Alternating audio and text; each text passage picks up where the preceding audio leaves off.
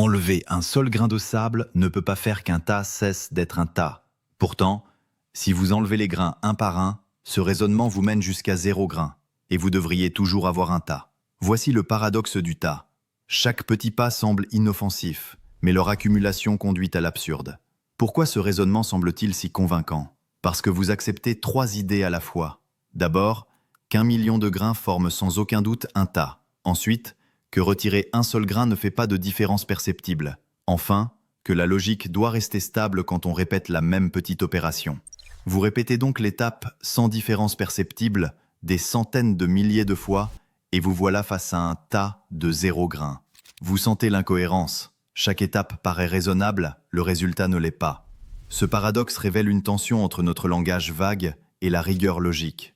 Des mots comme tas, chauve, grand, riche, tard, n'ont pas de frontières nettes. Il n'y a pas un grain magique, ni un cheveu, ni un euro, ni une minute qui bascule soudain la réalité. Pourtant, la logique classique exige que chaque phrase soit vraie ou fausse, sans zone intermédiaire.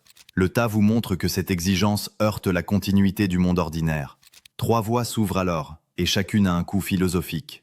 Fixer une frontière arbitraire, déclarer par convention qu'à partir de n grains c'est un tas, en dessous ce n'en est pas un. Vous sauvez l'ambivalence, mais vous introduisez une coupure artificielle sans justification perceptible. Acceptez les zones grises. Admettre que certaines phrases ne sont ni pleinement vraies, ni pleinement fausses. Vous respectez la continuité, mais vous bousculez la logique classique. Mesurez la vérité par degrés. Dire qu'un amas peut être tas à 0,82. Vous gagnez en finesse, mais vous devez repenser ce que signifie vrai. Ce n'est pas qu'un jeu sur le sable. À partir de quand êtes-vous chauve? Quand commence vraiment la nuit? Quand devient-on riche, adulte ou en retard? Vous voyez comment dans la vie quotidienne,